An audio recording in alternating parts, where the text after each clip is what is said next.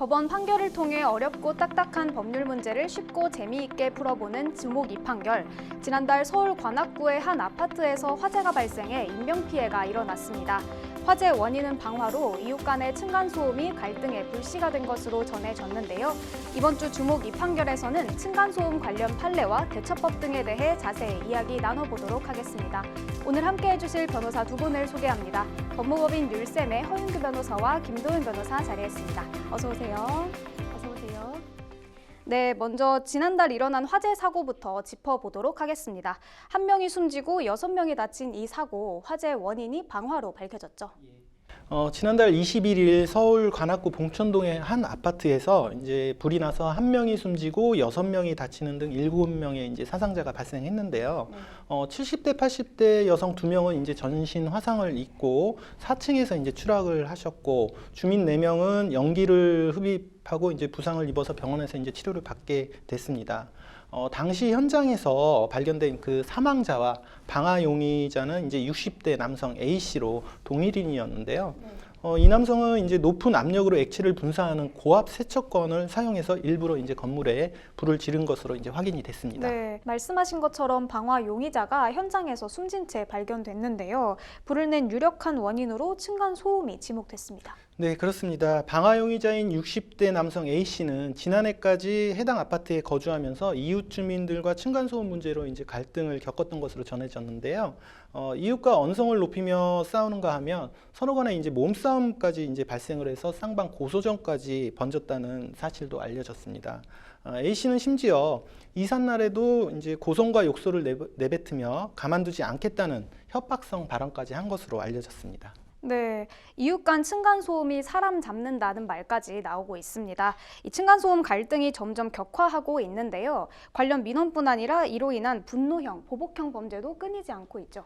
네, 그렇습니다. 환경부 산하 한국환경공단에 따르면 2014년 2641건이었던 층간소음 관련 민원이 2023년에는 36,435건으로 크게 늘었습니다. 강력범죄 건수도 증가했는데요. 층간소음으로 시작된 살인이나 폭력 등 5대 강력범죄는 지난 2016년 11건에서 2021년에는 110건으로 5년 사이 10배가량 늘어난 것으로 나타났습니다. 네, 강력범죄가 크게 증가했다고 하셨는데요. 이 층간소음과 관련해서 살인 등 강력범죄 외에도 형사적인 범죄들이 다양하게 발생하고 있죠. 네, 맞습니다. 그 층간소음과 관련하여 이웃 간 갈등 상황이 항의나 민원 수준을 넘어서게 되면 살인, 방화 등 극단적인 강력 범죄 외에도 여러 형사적인 문제들이 발생할 수 있는데요. 대표적으로 층간소음으로 갈등이 있는 이웃에게 죽여버린다, 가만두지 않겠다라는 해악을 고지하는 경우에 협박죄가 될 수 있고요. 또 주거에 침입하는 경우에는 주거 침입죄, 흉기 등으로 문을 찢거나 문 손잡이 등을 부수는 경우에는 손괴죄, 그리고 이웃에 대하여 유형력을 행사하는 경우에는 폭행이나 상해죄가 성립할 수 있죠. 실제 저희가 수행한 사건 중에는 층간소음으로 인해서 부엌칼을 들고 찾아가서 특수협박죄로 처벌받은 사례도 있었습니다. 네, 이처럼 심각한 층간소음 문제 해결 방안은 없는지 지금부터 법률적 관점에서 살펴보도록 하겠습니다. 허윤규 변호사님, 이 층간소음을 처벌할 수 있는 법적 근거가 있나요?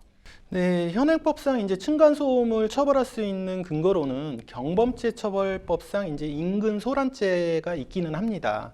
즉 경범죄 처벌법 제3조에서는 악기, 라디오, 텔레비전, 전축, 종, 확성기, 전동기 등의 소리를 이제 지나치게 크게 내거나 큰 소리로 떠들거나 또는 노래를 불러 이웃을 시끄럽게 한 행위를 인근 소란으로 규정을 하고 있고요. 이에 해당하면 이제 벌금형을 부과할 수는 있기는 합니다. 그런데 이 벌금이 이제 10만 원 이하에 그치는 데다가 이것도 이제 고의성과 피해의 정도가 명확하지 않으면 사실상 처벌하기가 어렵다는 문제가 있습니다. 네, 층간소음 문제를 해결하기에는 처벌이 너무 약하지 않나 이런 생각이 드는데요. 예, 많이 약하기도 하고요.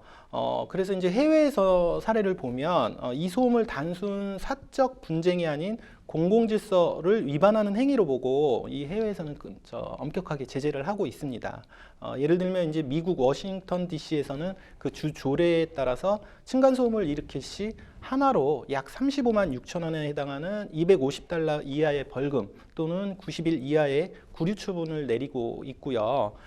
독일의 연방질서위반법 제117조에서는 이웃을 괴롭히거나 타인의 건강을 해칠 수 있는 소음을 낸 사람에게 최대 5,000유로, 하나 약 819만 원 정도의 과태료를 부과할 수 있다고 규정하고 있습니다.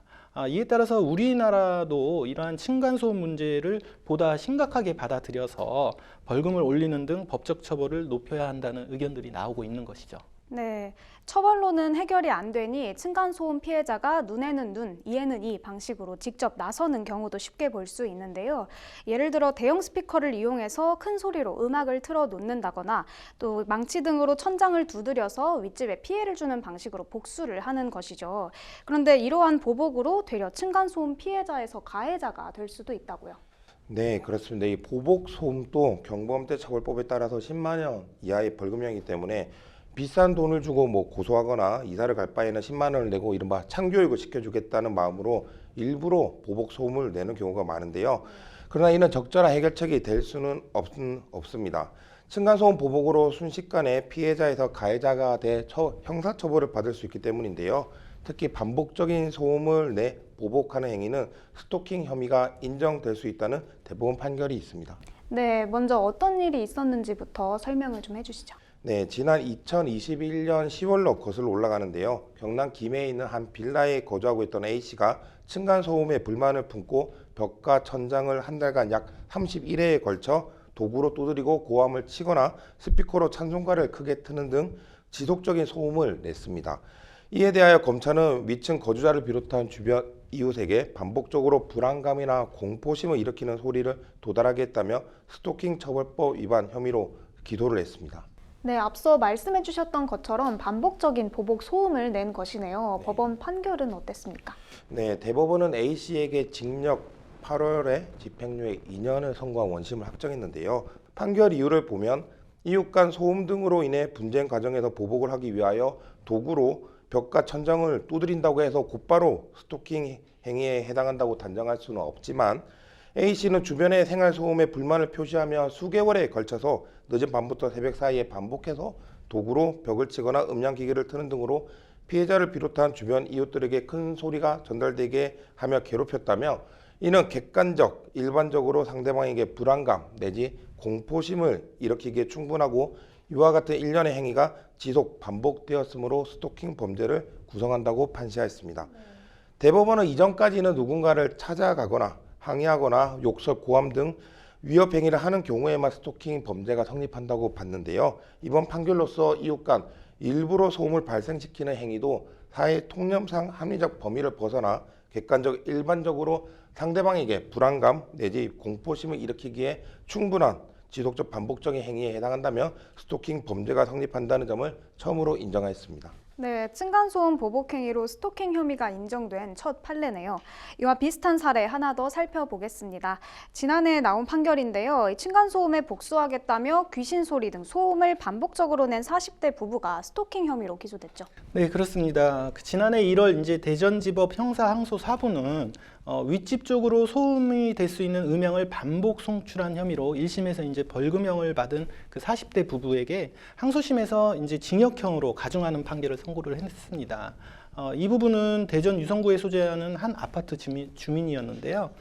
윗집에 거주하는 가족이 층간소음을 낸다고 생각해 불만을 품고 복수하기 위해 범행을 저지른 것으로 확인이 됐습니다. 이들은 약 3개월간 10회에 걸쳐서 반복적으로 특이한 것은 스피커 앰프를 이용해서 윗집을 향해 생활소음을 내기도 하고요. 헤비메탈 장르인 데스메탈 음악도 틀기도 하고 심지어는 귀신 소리 같은 음향을 틀어서 실제로 범행을 했습니다. 1심에서는 두 부부에게 700만 원의 벌금이 선고가 되었는데요. 부부는 범행에 앞서 이제 스피커 앰프 등 장비를 새로 구입하고 인터넷에 층간소음 복수용 음악을 검색하는 등 사전에 이제 범행을 미리 계획한 것으로 드러났습니다. 그리고 이 범행 전에도 그 윗집 아이들의 이름을 아파트 엘리베이터에 이제 써붙인 행위로 이미 벌금 500만 원을 그 선고받은 바가 있었습니다.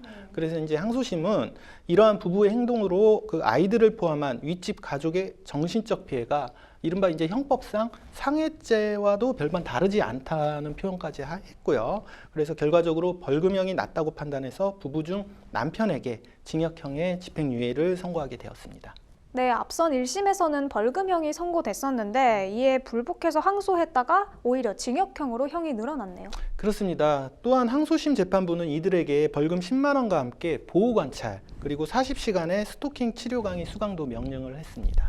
네, 반대로 이 층간소음에 대해서 항의했다가 보복당하는 일도 적지 않은데요. 층간소음 문제를 항의한 이웃의 집에 흉기를 들고 찾아가서 협박한 40대 여성이 징역형의 집행유예를 선고받은 일도 있죠.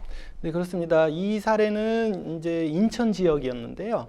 인천 서구 한 아파트에 거주하던 40대 여자 A 씨는 지난해 1월 29일 오후 10시 45분쯤 이웃집에 사는 B 씨와 그의 아내 C 씨를 흉기로 협박한 혐의로 기소가 되었습니다. A 씨는 이웃인 B 씨 부부가 A 씨로 인해 층간소음이 심하다면서 관리사무소에 항의한 것에 분노해 이 같은 범행을 저지른 것으로 밝혀졌는데요. A 씨는 흉기를 들고 B 씨 부부 집 현관문을 발로 차며 나와라, 너를 죽이고 나도 죽는다고 협박한 것으로 조사가 되었습니다. 재판부는 협박의 정도가 가볍지 않고 범행 후 정황도 좋지 않다고 하면서도 피해자와 합의해 피해자들이 처벌을 원하지 않고 있고 초범인 점 등을 고려했다며 징역 3개월에 집행유예 1년을 선고했습니다. 네, 그렇다면 만약 이웃인에는 층간소음으로 피해를 보고 있다면 어떻게 대처해야 할까요? 김도현 변호사님. 네, 1차적으로는 당사자 간 해결을 하거나 또는 관리사무소통을 통해서 해결을 도모하면 좋겠지만 사실 오히려 그러다가 이웃 간 감정 싸움으로 번지는 경우가 더 많죠. 이런 경우는 공동주택분쟁조정위원회나 환경분쟁조정위원회에 조정 신청을 할 수가 있습니다. 그럼에도 해결이 안 된다면 결국 법원에 민법 제750조를 근거로 손해배상 청구를 해야 할 텐데요. 모든 층간소음에 대하여 이러한 손해배상 책임이 인정되는 것은 아니고요. 공동주택 층간소음의 범위 및 기준 등을 넘어서서 사회 통념상 일반적으로 수인하기 어려운 경우에만 불법 행위로 인한 손해배상이 인정될 수 있습니다. 이러한 소송을 통한 손해배상 청구를 받기 위해서는 상대방이 지속적으로 수인 한도를 넘는 층간소음을 발생시켜 왔다는 점에 대해서 녹음 및 녹화 등을 하시는 것이 좋고요. 그 외 관리사무소 등의 민원을 제기한 내역, 층간소음 등으로 인하여 정신과나 심리치료를 받았다면 그 내역을 남겨두시는 것이 좋습니다. 네. 우리 사회의 고질적인 문제가 된 층간소음 해결 방안을 찾기가 쉽지 않아 보이는데요. 변호사님께서는 어떤 법적 제도가 마련돼야 한다고 보시나요? 네, 기자님께서 말씀하신 대로 언젠가부터 이 층간소음이라는 문제가 현대인들, 특히 공동주거에 거주하는 많은 사람들에게 가볍게 여길 수 없는 문제가 되고 있습니다. 저희 집도 초등학교 유치원에 다니는 아이들이 있다 보니 층간소음 매트, 소음 방지 슬리퍼 등을 착용한다 하더라도 혹시라도 이제 아이들이 실수로 발망지 소리가 나면 신경이 예민해지더라고요. 이러한 층간소음의 원인으로는 층간소음 발생자의 부주의에 의한 인적 요인과 기둥식 구조가 아닌 벽식 구조로 아파트가 건설된 물적 요인, 그리고 대도시 중심, 특히 아파트 중심의 사회 구조화에서 이웃과 서로 왕래가 뜸해진 사회적 요인 등으로 나누어 볼 수 있는데요. 결국 이를 해결하기 위해서는 법적으로는 아파트 등 공동주택을 건설할 때에는 층간소음을 줄일 수 있는 기둥식 구조를 선택하고요. 바닥 두께 기준을 두껍게 하는 등의 사항을 법적으로 강제하는 것이 필요하며 층간소음에 대하여 이웃 간 갈등이 감정 싸움을 넘어 형사범죄로 이어지지 않도록 정부 기관 등이 적극적으로 층간소음의 갈등 상황을 해결할 수 있는 제도를 마련하는 것이 필요하다고 생각됩니다. 그리고 무엇보다 공동주택에 거주하는 당사자들이 스스로 층간소음을 내지 않도록 조심하는 자세가 필요하고요. 이웃 간 층간소음에 대해서도 조금 더 열린 마음으로 이해하는 마음이 필요하지 않나 생각이 듭니다. 네. 심각한 강력범죄로 번지는 층간소음 문제, 더 이상 단순한 이웃 간 갈등으로만 치부해서는 안 될 것으로 보입니다. 오늘은 층간소음 갈등으로 인한 범죄와 관련 판결, 해결 방안까지 알아봤습니다. 주목 이 판결에서는 다음 시간에도 더욱 알찬 내용으로 찾아뵙도록 하겠습니다. 오늘 함께해 주신 변호사 두 분 고맙습니다.